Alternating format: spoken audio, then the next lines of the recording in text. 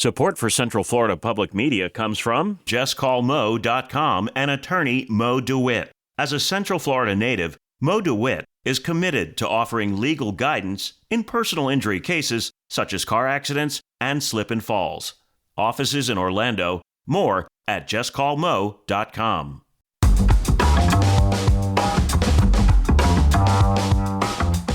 Welcome to Engage, leading conversations that matter.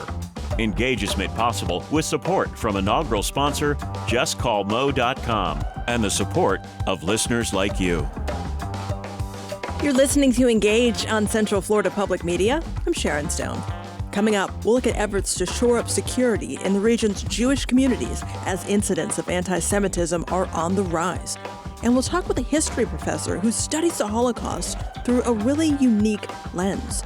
First, though, the team of journalists here at Central Florida Public Media this week is taking an in-depth look through our series, Central Florida Seen and Heard, at the impact of rising water on our region. There are urgent calls to address policy and other barriers to change as we prepare for a supercharged upcoming storm season. Today on Engage, we're exploring the hidden costs of storm prep and recovery.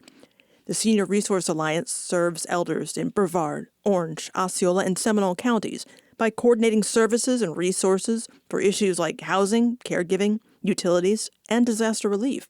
Carla Radka is the president and CEO. We asked her to join Engage to talk about the real costs, both physical and emotional, of rising water and flooding on the area's aging population, including those on fixed incomes. We begin the conversation by asking Radka to explain why extreme weather property damage can be especially debilitating to the area's seniors. Seniors can be very vulnerable during times of natural disasters in the state of Florida, and particularly in our Central Florida community, not only because their dwellings may not be on optimum conditions, but also because repairs and the cost of living and inflation has risen. And then when they have to live in limited incomes, this can really represent a financial burden on their part. Is there any kind of trickle-down effect? Those things can then drive up the rent of people living on a fixed income. Definitely, yes. It can affect other areas and needs that are basic needs like food and doctor's visits, healthcare, and definitely other areas like keeping up with their energy bills, and even to other areas that it has to do with socialization and the part of enjoying lives and really restricting their budgets when they have to do home repairs or prepare for hurricanes or prepare for any type of natural disaster. Do you know if it has an impact on the insurance rates? Can those also be driven up? Absolutely, yes. We have seen the cost of insurance raise in that space of home insurance. So that's definitely another area.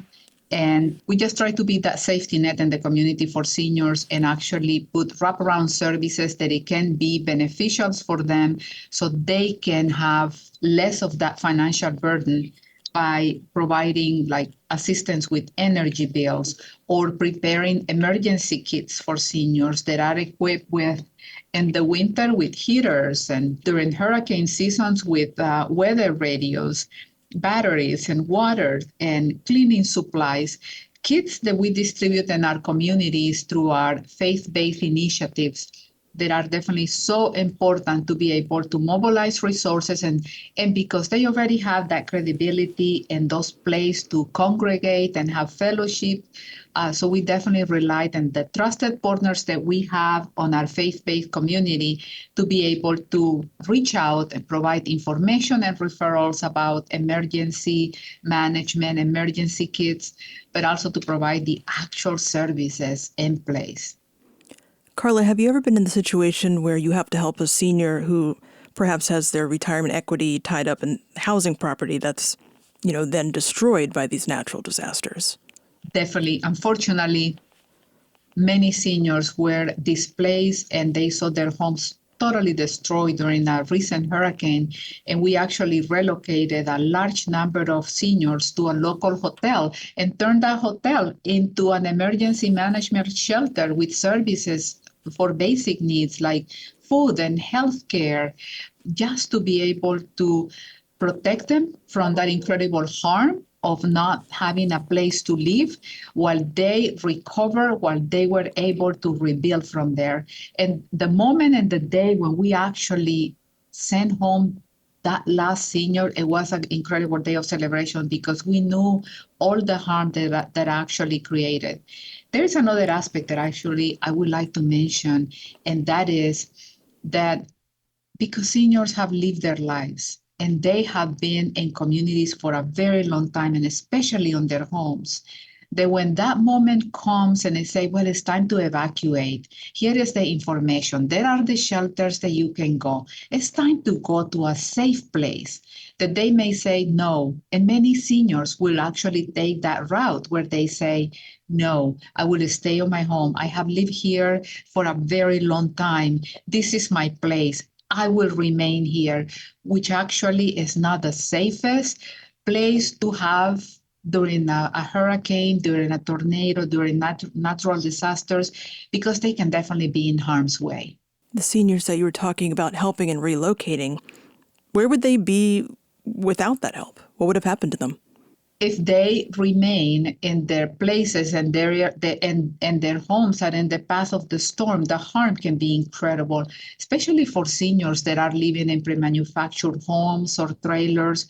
So we actually have a very robust system to be able to account for any of the seniors that we have in our system. And we do that in collaboration with multiple partners, with our providers on the aging network, with emergency management service from our counties and cities. So this is a collective effort. We can never do this alone, but definitely we have the systems in place to account for all of our seniors and for account for the many seniors that may be in harm's way. Carla Radka is the president and CEO of Senior Resource Alliance. Have you experienced any situation where the impacts and the costs maybe aren't so obvious as the storm damage? Do you have seniors who then have long-term health issues because they did stay in their homes where there were floodwaters rising? Particularly, I believe that seniors, the harm and the side effects of surviving a natural disaster, you could possibly see it on signs that are related to physical health issues, but there is also the other component, which is the mental health issues and the anxiety and the depression and the overwhelming trauma of having to survive and face the future when everything is lost, or when they have to just carry the burdens of financial implications because of the loss of property or the rising cost of insurance. I think that it is important to mention, too, that when we organize shelters for our seniors where they can go and be safe while a natural disaster happens, and we know that this season is going to be a busy season. We know they have multiple storms that could possibly turn into hurricanes or storms that can affect our areas. I think it's important to mention that when seniors are dealing with dementia or Alzheimer's, our providers network, our shelters are equipped to be able to take care of the needs for seniors that have dementia and Alzheimer's, or adults with disabilities where the overwhelming space of having overstimulation can be too much. So we are taking all of that into consideration and put the right measures in place to be able that we have those ideal spaces equipped and ready to serve our seniors. Do you find that this is something that continues to get worse over time? Well, to a degree, it's about volume. And when we talk about the fact that in the state of Florida, every day, 1,000 new people move into our state. And how wonderful. We get to call new friends, new neighbors, and meet new people. But the reality is that based on those statistics, 1,000 new people move into the state of Florida a day. And out of that, about 25% are over the age of 60. So this safety net that communities create to be able to support seniors, it had to really take into consideration and counting the cost of what does that mean with that increase of residents into our communities. And definitely, this is not only something that affects Central Florida. We're talking about the whole state of Florida, but specifically for the purpose of these conversations with our friends here in Central Florida, in our region, our organization, Senior Resource Alliance, oversees Orange, Osceola, Seminole, and Brevard counties. And are there any other hidden costs of these rising floodwaters and storms that we haven't talked about that maybe we should be highlighting? It's really interesting because even the cost of cleanup after a storm, it carries a financial burden. The cleaning supplies, the gloves, the clothing that is appropriate just to be able to be ready, and the cleanup of trees and some expenses and some tasks that many of our seniors that may be frail or vulnerable will not be able to complete on their own. And then for that, to look at those resources and communities and look at volunteers and look at our faith-based initiatives and our partners and the network, just to be able to work together and create those safety nets for the pre, during, and post-storm. Carla Radka is the president and CEO of Senior Resource Alliance.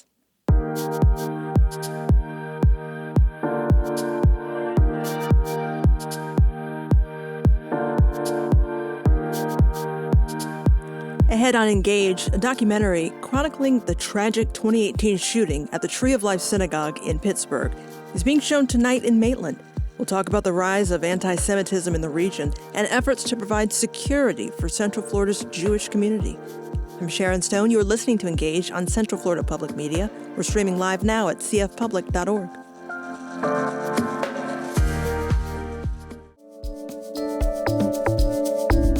You're listening to Engage on Central Florida Public Media. I'm Sharon Stone. Ahead on this program, in his research into the Holocaust, USF history professor Edward Kissy found a gaping hole in the record of contemporary African history. Did people in East and West Africa not know anything about the Holocaust? After all, my own great-granduncle fought in World War II. So I thought I should do something about it. Kissy joins us to share his research on the African response to the Holocaust. First, though, just days before the start of hurricane season, our team of journalists here at Central Florida Public Media this week is exploring the impacts of rising water throughout our region. The reporting is part of our flagship series, Central Florida Seen and Heard. Now on Engage, we continue to explore some of the hidden costs of storm preparation and recovery. Before the break, you heard from the Senior Resource Alliance about the impact on our aging population. Now we're speaking to Damian Bromfield. He owns Rogue Works Home Services based in Orlando. He joined Engage to talk about the costs that he's encountered repairing homes damaged by extreme weather. Bromfield began the discussion by describing the typical calls he gets following major hurricanes.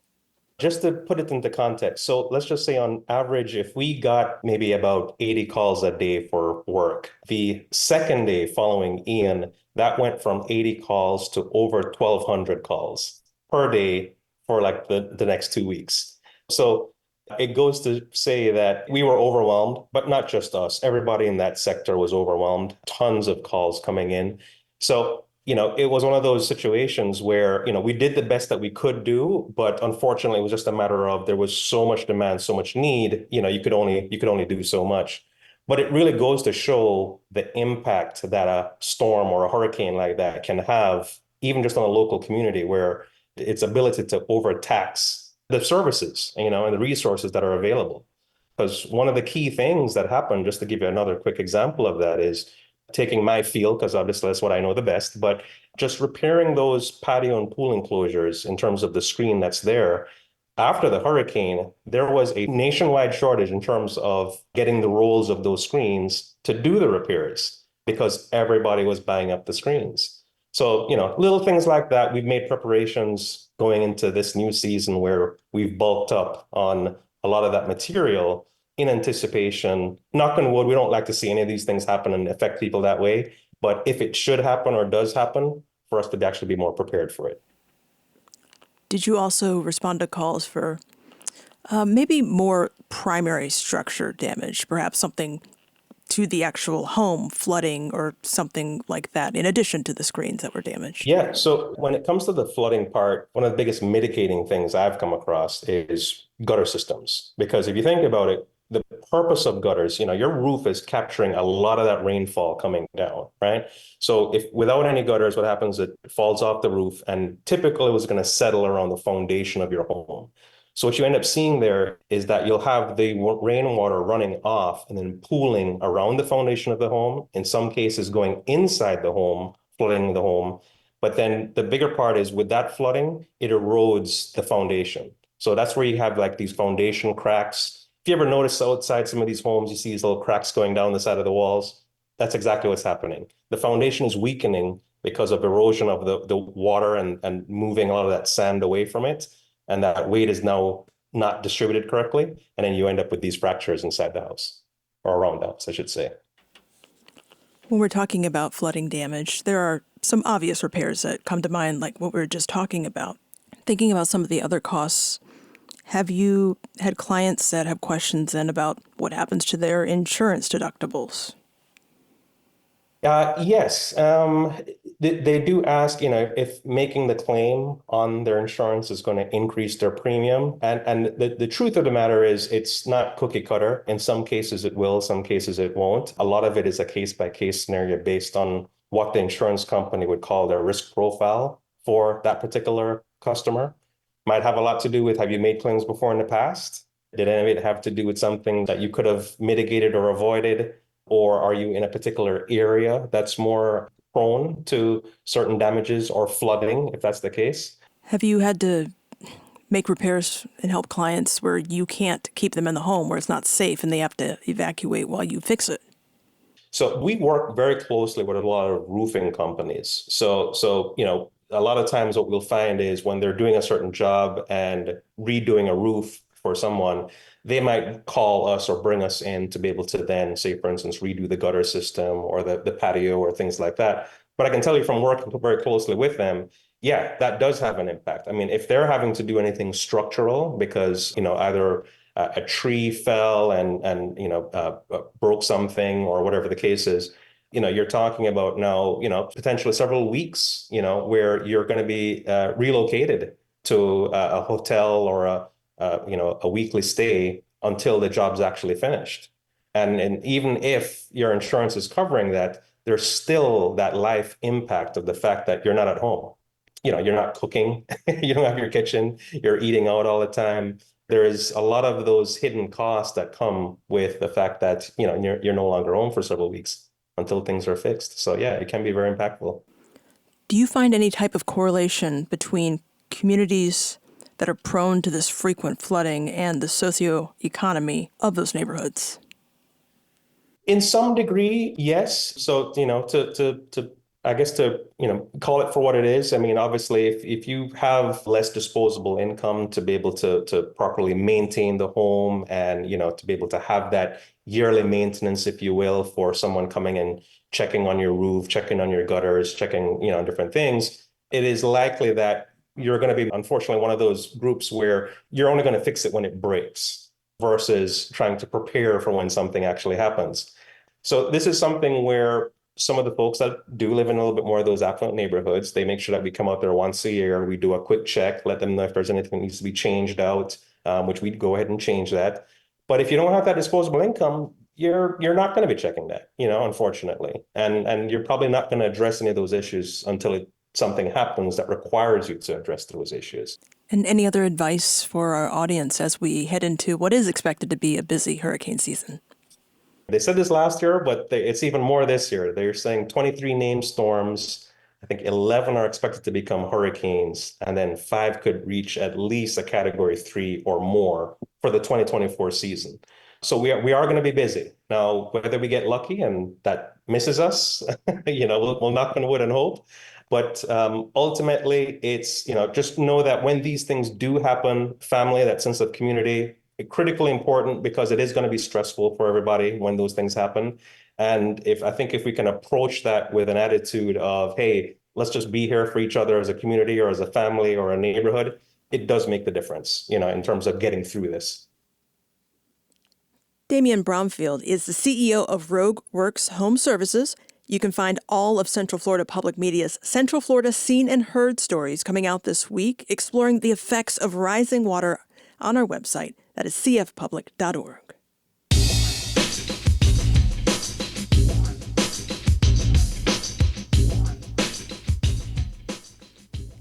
Tonight, the Jewish Federation of Greater Orlando is hosting a screening of A Tree of Life. That's the HBO documentary about the Pittsburgh Synagogue shooting where 11 people were killed in the 2018 anti-Semitic attack. The documentary will be followed by a panel discussion with survivors and leaders in the Jewish community. This film is being screened in conjunction with a training seminar conducted by the Secure Community Network. That's an organization committed to providing security for the nation's Jewish communities. Jake Silverman is the security director for Shalom Orlando, Roth Family Jewish Community Center of Greater Orlando. He will also be a panelist following this evening's screening. He joined us to talk about anti-Semitism and threats to the region's Jewish communities. I started the discussion by asking Silverman if he's seen an appreciable uptick in anti-Semitic threats in recent months. Exponentially. Miami was known for its large Jewish population, but Central Florida, we have about 50,000 Jewish residents within this area.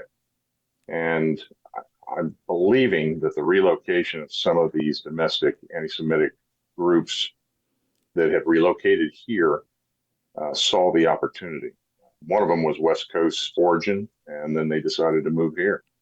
And ever since, it has just been growing and growing and growing as far as the activity. The threat level since 2018 has always been high. If you look back at any of the news bulletins from Department of Homeland Security, from National Defense Dissemination and anything else, we have always been on a high alert because the state-sponsored terrorism from the Mideast or otherwise have always stated target Israel, target the West, and any kind of Jewish organizations. So we have been at such an elevated threat level since at least 2018. And we've been operating and trying to answer to that ever since. So this has just become a different problem. Jake, as an American Jew, are you concerned for the collective security of American Jews? I'm thinking of the attack that happened in Charlottesville, where we heard the chants that Jews will not replace us. Well, absolutely. It's hard to accept that the Jewish people group has become the whipping post for the world's woes.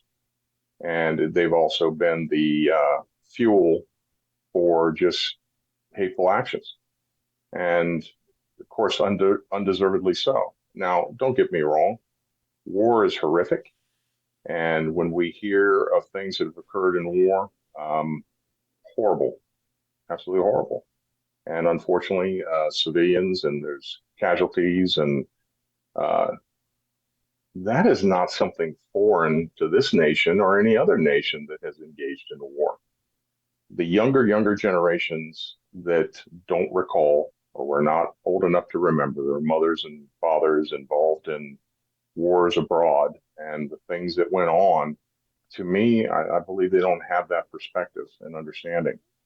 But to turn around and pass judgment on a nation that's, not much larger than Rhode Island, and everybody and their brother there in that area is trying to wipe them off the map, or having to fight for their existence. Personally, for me, it's hard to take. And one sole nation on the planet that has always stood behind the nation of Israel, their lifeblood and their existence, has been the United States. So when it wavers here, it's so disheartening. I cannot begin to tell you. So for us who serve Jewish institutional communities as far as security safety, we're the last line. Just trying to take the new normal to the Jewish institutional community who didn't have it before, an understanding of it. And I think now, particularly with the state of Florida, there's always been an opportunity through federal grants to have nonprofit assistance security assistance for funding. But the state of Florida went 2 steps further, particularly to the Jewish institutional community. They developed their own nonprofit security grant to mirror what the federal one does through FEMA. So not in lieu of, but in addition. And then the Florida Department of Education, specific to Jewish day schools, came out with security funding support.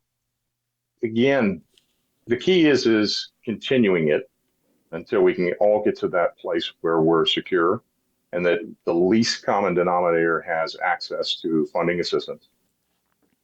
Jake Silverman is the Chief Security Officer for Shalom Orlando. That film screening and Q&A session is tonight.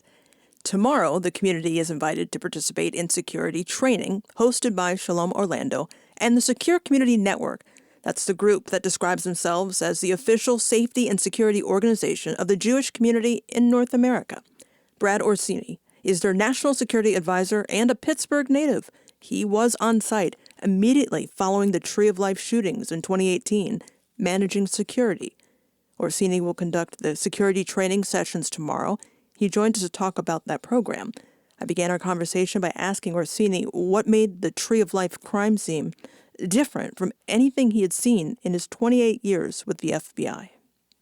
I spent a little over 28 and a half years and been to, unfortunately, way too many crime scenes, very large-scale crime scenes like 9/11 in New York City, or a mall shooting, or a school mass shooting, or school mass stabbing. And at the time of the Tree of Life shooting, I was retired from the FBI and was the first communal security director for the Jewish Federation in Greater Pittsburgh. So it is different when you're now working solely for a community and hired to protect that community and put in a safety and security program, which we did in Pittsburgh. But unfortunately, bad things happen at any time in any place. And this just underscores the importance of training for the Jewish community, before a community that is affected and targeted against, violent extremism, anti-Semitism, and just this high, vitriol of hate that we have seen increase year after year after year over the last 6 or 7 years. Given that hate you're talking about, can you talk to us about how this type of security is different from managing security at a place, maybe like a mall or a school? Because we're talking about an ideology antagonistic towards Judaism. So you're not just fighting violence, you're dealing with this ideology as well. Yeah, you hit the nail on the head. To fight an idea is very difficult. And that's really what we've seen across the world right now with this increase in hatred against the Jewish community. We are assessing every single day hundreds of pieces of information that come in that look to threaten the Jewish community. It's our job now really to assess what a true threat is, work with law enforcement, work with our communal security directors that are on the ground, all the folks that have retired from law enforcement that are now charged with protecting a Jewish community. Now we're really looking to mitigate that next attack, that next threat. So on a daily basis, you can have a slew of actionable information or intelligence that comes in to our organization. We then assess it and turn it back out to our law enforcement partners to give them that situational awareness and help us identify these persons of interest that might want to do harm to the Jewish community. And so that's a constant battle, 24 hours a day, 365 days a year, where we have people actually monitoring these threats and working with our community on a daily basis. Let me ask you about the increase in the occurrences that you're talking about. To what do you attribute that increase? Well, I think we've seen a steady increase ever since, we could go back, we could go back thousands of years, but I'm not going to go back thousands of years. I can go back to the Right to Unite rally in 2017 in Charlottesville, Virginia, where we really seen kind of that tipping point to white supremacy that was so vocal, so national, and so out there. And since that time, that threat has only increased. We never got a break in COVID. That hate came through the internet. Once we got out of COVID, we started seeing those actual attacks on our community again. From Pittsburgh to Poway to Jersey City to Muncie, New York, from 2018 to 2019, we saw an incredible increase in violence in 4 different incidents that killed members of our community to violent extremism. Since then, we've seen nothing but a rash of threats to the community, arrest of persons of interest, and just an onslaught of hatred that is really fueled by the internet, social media, and is really giving a platform to organized groups, and then maybe those people that are like-minded and associate with these groups online, they self-radicalize, and those are the folks we really have to try to root out. So the FBI issued a bulletin in December noting that hoax, bomb threats, and acts of swatting, being when people make a prank call to trick emergency services into responding to a specific location, they're being aimed at Jewish communities in the U.S. and originating from a foreign country. So what can you tell us about that? How much of this anti-Semitic narrative is being cultivated by foreign entities? Well, let's take this in buckets. Typically, our biggest concern is that about that domestic extremism, that extremism from people right here in this country. That is still our number one priority. However, events overseas have an impact to the Jewish community here in the United States.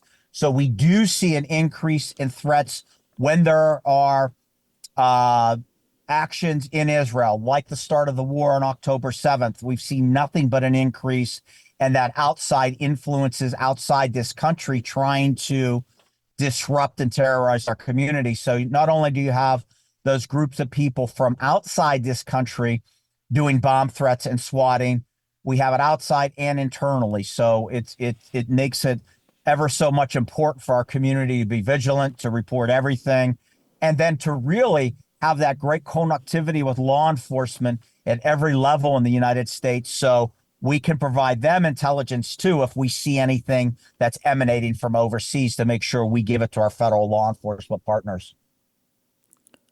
We're talking to Brad Orsini. He is the Senior National Security Advisor for the Secure Community Network. When we first started talking, you mentioned the importance of training the community. Can you tell me more about the training sessions? What kind of security training is involved? So we have several core courses of training that we believe every member of our community should have. And that first one is situational awareness. Why our community, unfortunately, has to be more situationally aware than most people, because we are targeted on a daily basis. So we talk about the importance of reporting, the importance of being aware to maybe thwart some kind of attack. The next type of training is active shooter training. If something really bad happens and we are threatened with physical harm, how do we react? How do we react individually? How do we react as an organization? How do we keep as many people as alive as possible? And if something bad happens, how can we as a community, we as a single individual, render life-saving first aid? And that last core course is Stop the Bleed. So those are our 3 core courses that we implore every community member to have. We have several other training courses as well, but it's really important for our community to prepare and train. We can never anticipate or know when that next attack has happened. In fact, that's completely out of our control. The only thing we really have in our control is how far we train as a community, as an organization, and as an individual to mitigate a threat, mitigate loss of life, mitigate severe injury. And that's really our goal. Do you go around the country where you're invited? How did you end up coming to Orlando? So yes, right now we have 146 Jewish federations across North America. We've made the offer to every one of these Jewish communities that we would come into the community, work with your community members, bring in some survivors from other attacks, and train communities one by one. It's really kind of an infusion of training resources into any one particular area where we can get an increased volume of training and to help our partners out in all our federations across North America. And so, yes, the Orlando Jewish Federation invited us in for this 2-day training event, which is going to start tomorrow night with a viewing of a movie called A Tree of Life, which is a documentary about the attacks on October 27th. And that documentary really talks about resiliency of the community. What happened afterwards? We lost 11 of our community members to violent extremism, but why did people live as well? And how did we as a Jewish community in Pittsburgh come out on the other side stronger and more resilient so we can fight anti-Semitism, we can fight hatred, and we're not going to be paralyzed with fear. And so that's really our job, is to make a resilient community through empowerment, through training and awareness. That was Brad Orsini, the National Security Advisor for the Secure Community Network. Let me point out we spoke to him yesterday. That movie screening is tonight. Now, the community security trainings, those are going to be held tomorrow at 10:30 in the morning and 6:30 in the evening at Shalom Orlando in Maitland.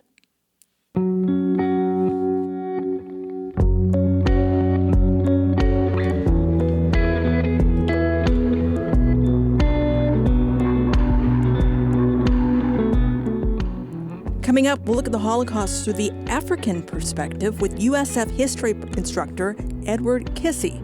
If you missed any part of the show today, you can always subscribe to the Engage podcast and listen when it's convenient for you. This program will be available on demand at cfpublic.org. You are listening to Engage on Central Florida Public Media.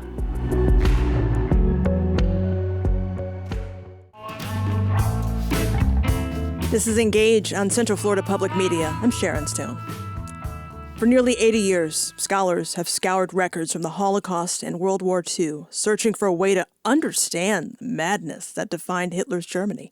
There will never be a rationalization for the Holocaust, but the never-ending inquisitiveness has allowed researchers to examine World War II through previously unconsidered perspectives. That is why USF Associate History Professor Edward Kissy is speaking tonight in Maitland. Kissy will be presenting tonight at the Holocaust Memorial Resource and Education Center of Florida on his 2020 book, Africans in the Holocaust, Perceptions and Responses of Colonized and Sovereign Peoples.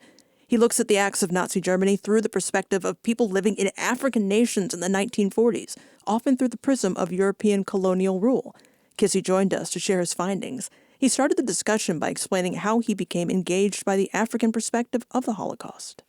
I found out, much to my surprise, that there wasn't much in African history as a field of study about the history of the Holocaust. The field of African history is saturated with research and scholarship on the transatlantic slave trade, colonialism, for good reason. But I was looking for some perspectives on the Holocaust that I didn't find in African history. So that was the gaping hole in African historiography. That is the absence of knowledge about the Holocaust. And then I turned to Holocaust history as well, the second interest of mine.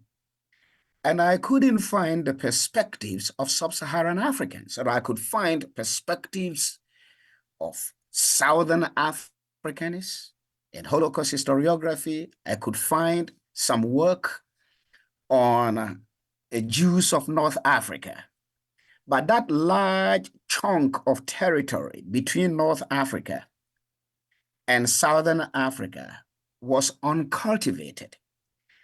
And I was asking myself, did people in East and West Africa not know anything about the Holocaust? After all, my own great-granduncle fought in World War II.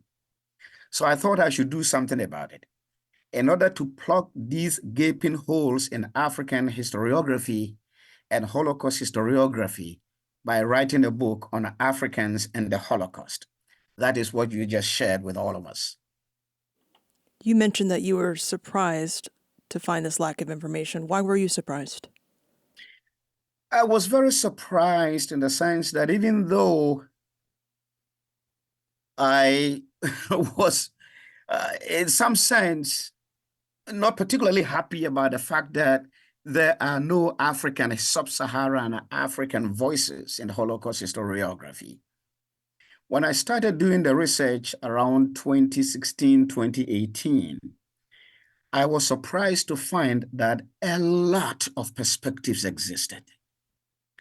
That the colonial African press, the Uganda Herald in Uganda, the Tanganyika Herald in Tanganyika, present-day Tanzania, the West African Pilot in Nigeria, the Gold Coast Independent in the Gold Coast, present-day Ghana, the Sierra Leone Daily Guardian, the Liberian Monthly Crisis, all these African newspapers wrote about the Holocaust.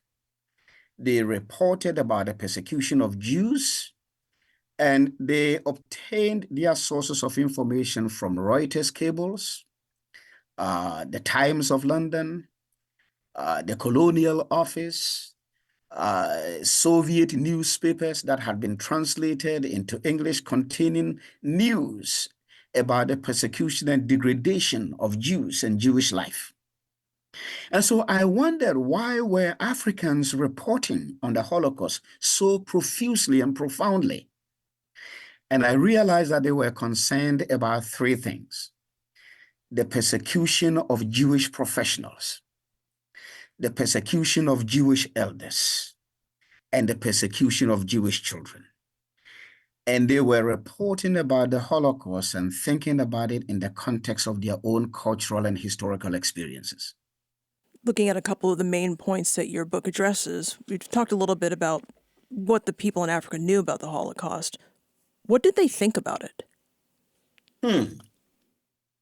That's a very good question. They thought that the Holocaust raised fundamental questions about the promise of Western civilization in colonial Africa. Here are empire builders, European empire builders, who had taught many educated Africans in colonial missionary schools that colonialism was a civilizing mission, that Europeans were colonizing Africans in order to bring them civilization. And civilization entailed proper moral values, Christianity as an aspect of those values. And then they began to read in their local newspapers that a regime in Germany wanted to reorganize the whole of Europe by destroying one of the most important elements of European culture, Jews. And for Africans, there were no difference between Germans and Jews. They were all of European descent. They were all racially white.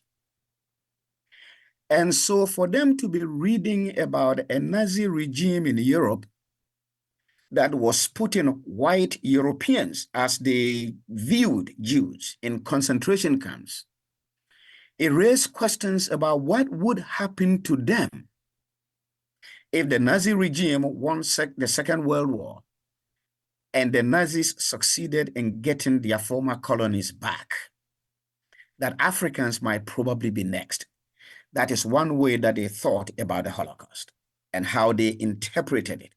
They interpreted the Holocaust as an existential threat to their own humanity. Given the awareness of that threat and the way they're perceiving it as a threat, were there efforts then to develop a resistance to it? It's a very excellent question as well. Absolutely.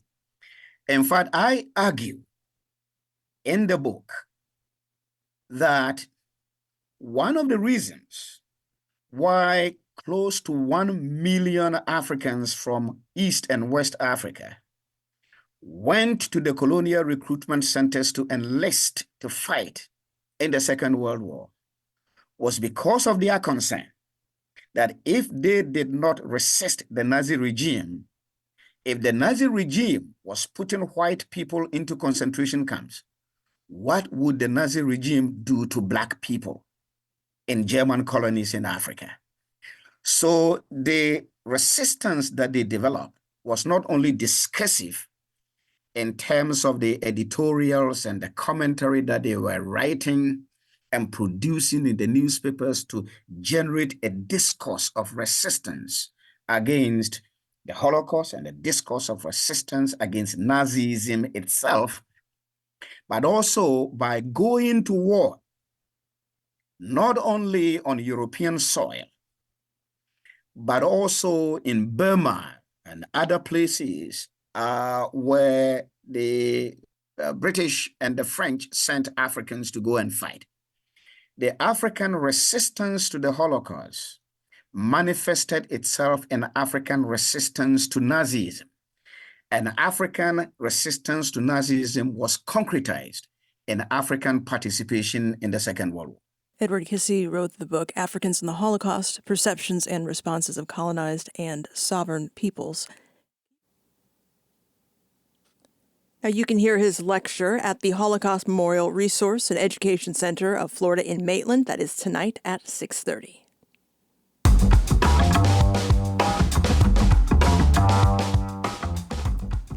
That's all for today's edition of Engage. We will be back Thursday at 3 o'clock. We want to hear from you. Just a reminder, let us know what you would like to hear more about or what you're glad you heard. You can send us an email to engage@cfpublic.org. Or you can send us a talkback on the free Central Florida Public Media app. In the menu, just select Send Us a Talkback, record your question or feedback, hit send, and we will get it.